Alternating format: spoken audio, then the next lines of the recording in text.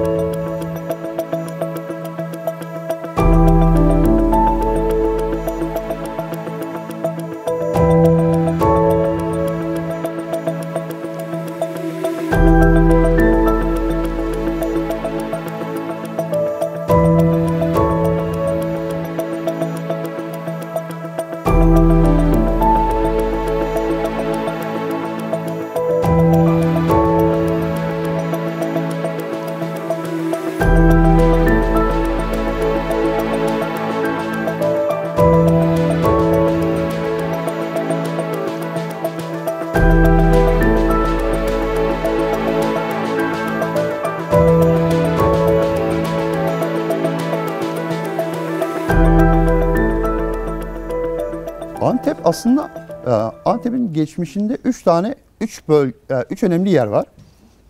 Bir tanesi içinde bulunduğumuz Bey Mahallesi, diğeri Kalealtı dediğimiz yer. O tarafta Kalealtı'nın hemen sağında da şey vardır. Antep'in eski tarihi çarşısı vardır. Görülmesi gerekir. İnsanlar oradan alışveriş yaparlar. Temel ihtiyaçlarını oradan karşılarlarmış. Üç tane eski tarihi yer var Antep'te. Eski evler, şu an 3 tane oda var. Bu 3 oda her biri bir aileye verilmezmiş. Tamamıyla gelinler, damatlarla beraber yaşarlarmış. İçinde bir tane şey vardır. Tel çekilir. Odalar ikişe bölünürmüş. Kayınbaba bir tarafta, diğer gelin bir tarafta ya da işte iki tane kardeşlerse evli olanlar iki farklı aileye ev sahipliği yaparmış Antep evlerinin odaları. Ayrıca Antep'teki evlerin kendisine ait gömme dolapları vardır. Bu dolapların amacı da içerideki görüntü kirliliğini ortadan kaldırmak. Yastıklar konulurmuş, evde herhangi bir eşya varsa dolaplara gömülürmüş. Yani Antep'e taşınıyorsanız, eski bir Antep evine taşınıyorsanız kendinize herhangi bir eşya getirmenize gerek yoktur. Ya dolap getirmenize gerek yoktur. Gömme dolaplar vardır. Antep evlerinin en güzel taraflarından bir tanesi de şudur. Yazın günü serin tutar, kışın günü de sıcak tutar. Bunun nedeni duvarların kalın olması ve taştan yapılmış olması.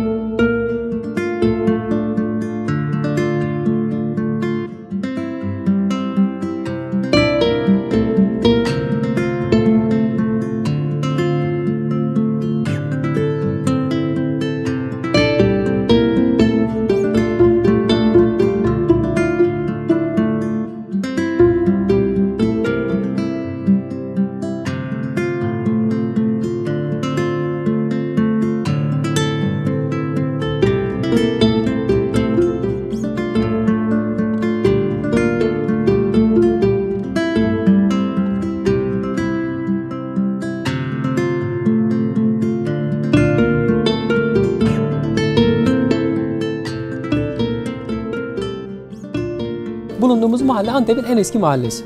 Bey Mahallesi. Yaklaşık 500 yıllık bir tarihi var. Zaten adını da Bey Camisi'nden alıyor. Fransızlar geliyor, burayı işgal ettiği dönemde Bey Camii o dönemlerde yıkılıyor, kayboluyor ama adını o Bey Camii'den alıyor. Antep'in en eski mahallesi. Ermenilerin yaptığı, yani inşa ettiği evlerden oluşan bir mahalle. Kayıtlara göre de işte 50 haneden falan oluşuyor ilk önce. 500 yıl öncesinden bahsediyorum. Tabii ki 100 yıllık evler de var, 150 yıllık evler de var. Ermenilerden sonra yapılan evler de var. Ama genel itibariyle Ermeni yapısı. Çünkü onu da şuradan anlıyoruz, motiflerden anlıyoruz, mahzenlerinden anlıyoruz, şarap mahzenlerinden. Evlerinin içindeki kuyulardan, kuyuların yapısından, iç avludan anlıyoruz. Genelde şöyle oluyor, iki insan evleniyor, bir oda yapıyorlar. Sonra çocukları oluyor, büyüyor, onlar da evleniyor, bir oda daha yanına yapıyorlar, bir oda daha yapıyorlar. Hem birlikte yaşam, yani kolektif yaşam, hem de o iç avlu dediğimiz Ermeni yapılarının genel özelliklerini taşıyan evler çıkıyor ortaya. Antep böyle bir şehirdi. Ermeniler buradan sürülene kadar. Onlar sürüldü.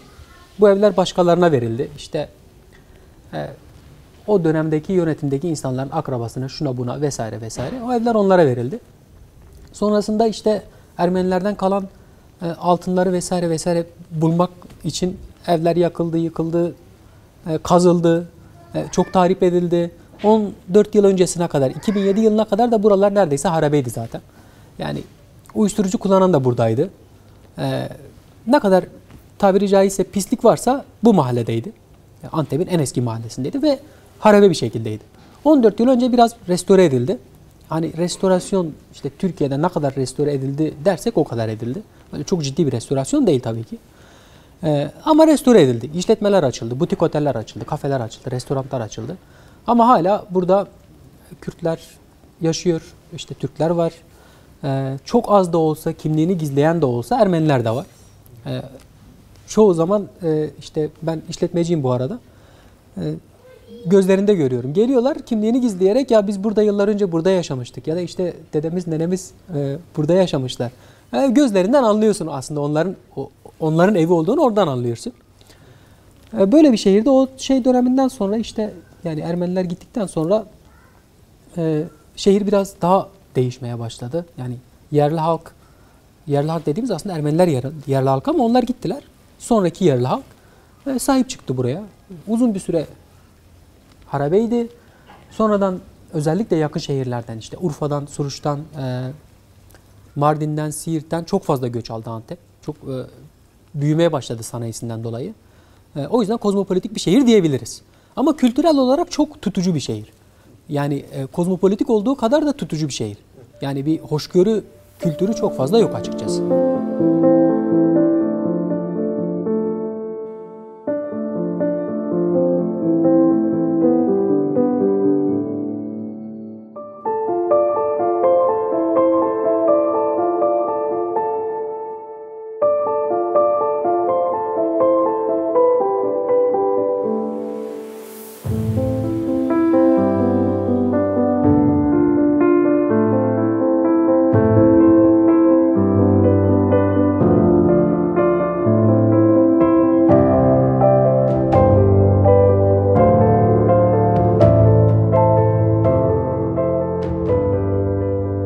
Sokaklar dar.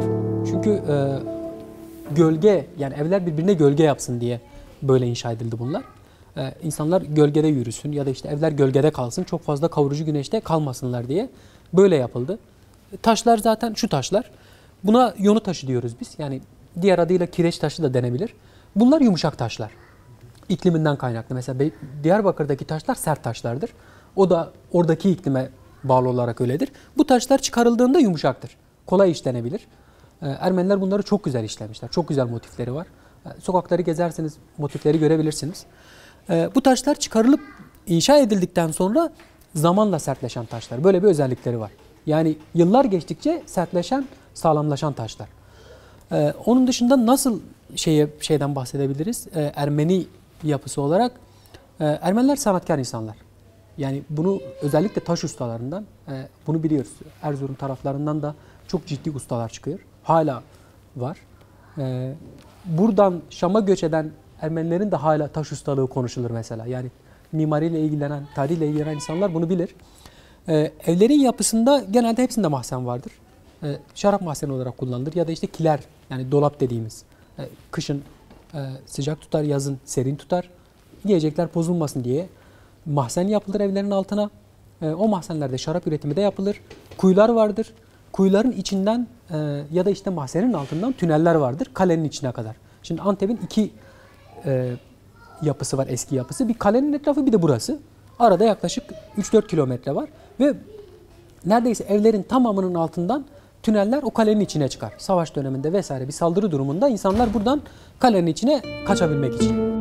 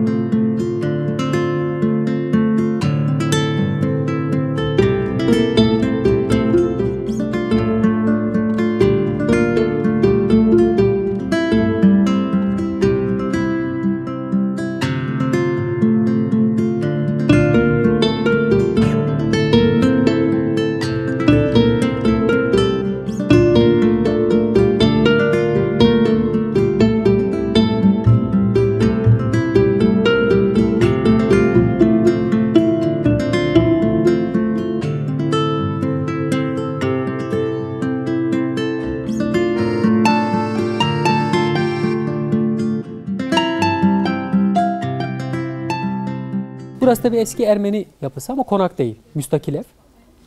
Yapılar genelde böyle başlıyor. Önce şu gördüğünüz büyük oda yapılıyor. Yani 2 kişi evleniyor, şu oda yapılıyor. Sonra onların çocukları oluyor. Onların çocukları evleniyor. Bir oda daha yapıyorlar. İşte sonrasında karşıda gördüğünüz gibi bir oda daha yapılıyor. Ve iç avlu dediğimiz şey oluşuyor. Yani kendiliğinden oluşan bir iç avlu. Diğer evlerle de yine bitişik. Yani duvarlar genelde ortak olur. Çünkü taşlar yonu taşıdır, büyüktür. Ve çift yerine tek yapılır. Bu aslında birazcık da kolektif yaşamın da getirdiği bir şey. Yani insanların o toplumsal yapısını da getirdiği bir şey. Evlerin çoğunda, büyük çoğunluğunda genelde mahzen bulunur. Biraz sonra çekersiniz. Aşağıda da var. Kuyu vardır. Yani yaşam alanı için. Ve bahçedir. Çocuklar burada oynar, sokakta oynar, birbirleriyle oynar. İnsanlar burada ekmek yapar vesaire. Tüm ihtiyaçlarını burada giderirler. Motiflerinden, yapılarından Ermeni yapısının olduğunu zaten anlayabiliyorsunuz. Evlerle ilgili başka ne söylenebilir? İklimden kaynaklı evler kırma çatılıdır burada. Ahşaptır ve yine iklimden kaynaklı çam ağacı kullanılır. Ama Antep'e özgü sedir ağacı da vardır, o da çok kullanılır. Sağlamdır. Yani pencereleri, kapıları, çatıları vesaire bu ağaçlardan kullanılır.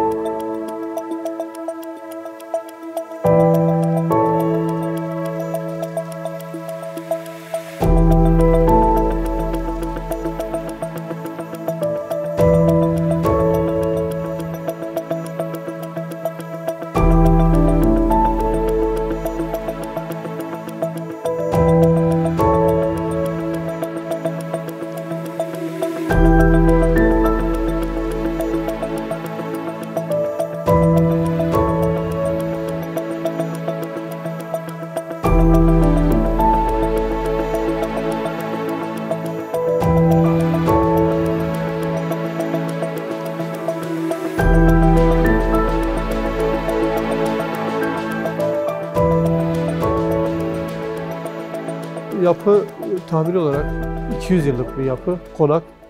Antep'in merkezinde Bey Mahallesi. İsminden de anlaşılacağı gibi o dönemin ağaları, beyleri diyelim ya da daha çoğunlukla sarraf, kuyumcu kısmı. Burası da bir sarrafın evi olarak biliniyor. Kimindir, ismi nedir tam olarak bilmiyoruz ama bizde en son Bakaloğlu ailesine, ondan önce de öz mimarlarda, Aydın Bey'de, Aydın öz mimarlar, onlar düzenliyor, yapıyor. Şu anki en son hali zaten Büyükşehir Belediyesi satın aldı. Ya konak zaten 2 katlı. Ermeni mahallesi o dönemin. Antep evleri de diyorlar. O dönem Antep evleri demesi normal bir şekilde karşılanır. O dönemin algısı başka. Antep evleri deyince Antep'te yaşayan bütün hakları kapsıyor. İşte Ermenisidir, Kürdüdür, Türkmenidir, Arabıdır. Hepsini kapsıyor. Ama bugünkü koşullarda Antep evleri denmesi bir millete aidiyet duygusu yaratıyor. Onun için gerçeği şeydir, Ermeni mahallesidir.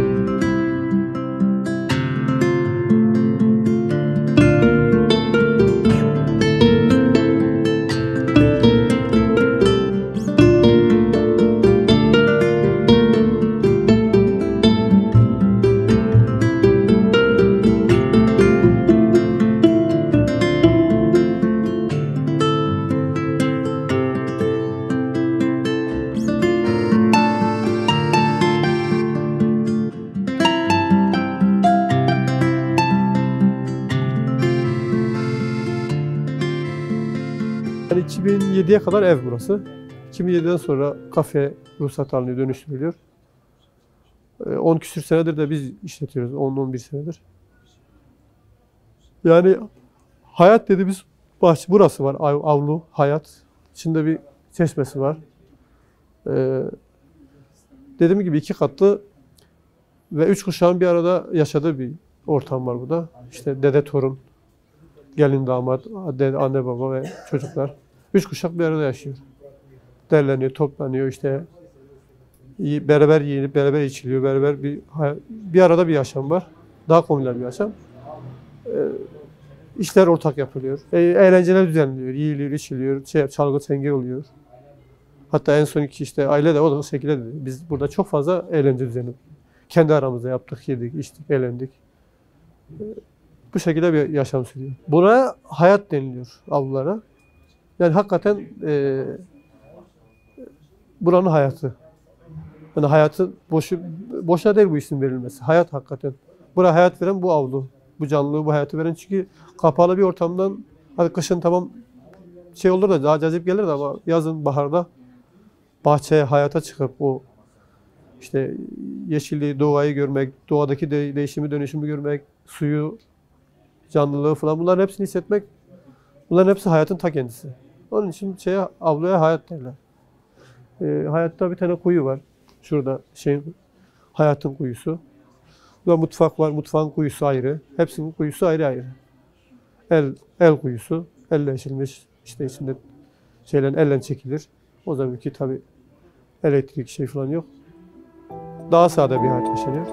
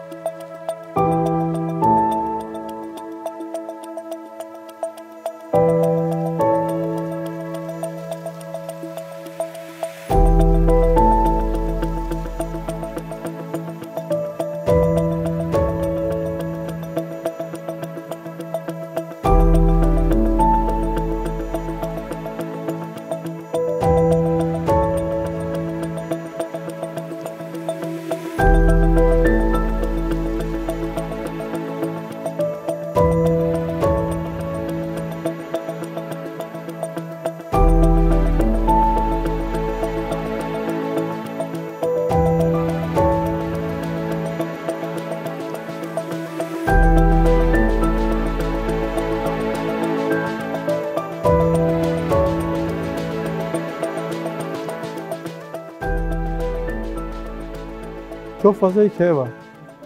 Yani buradaki yaşamışlıkların, bilhassa bu coğrafyanın acılar üzerinde bir şey var. Burası da bu coğrafyanın bir parçası. Çoğunlukla acılar. İşte 15 olaylar, 1915 Ya kimi olaylara bu ülkede tehcir denilir, kimine tertile denilir. Ama bir katliam yaşanmışsa katliamdır bunun adı. Bunun başka şekilde lanse etmenin doğru bulmuyorum. Katliamdır. Topluca bir şekilde bir topluluk, bir halk bir saldırı, kendi vatandaşına bir saldırı yapılmışsa bu katliamdır. Dışarıdan herhangi bir savaş olursa başka bir ülkede, başka bir uluslar ona karşı bir savaş yürütürsün. Kendi halkına, kendi vatandaşına yapılmışsa bu katliamdır. 1915'te de böyle bir şeyler yapılıyor. Yani zorla göç ettiriliyor, öldürülüyor, gönderiliyor. Burada Suriye, Halep yolunda, işte burada Hatay'da, Diyarbakır'da var, Malatya'da var, Maraş'ta var. Bu bölgenin hepsinde var. Urfa'da var. Yani şeyden tutun da Van'dan, Ararat'a tutun da ta şeye kadar, Şam'a kadar, oradan Lübnan'a kadar, Beyrut'a kadar bir acı dolu bir yaşam hikayesi var.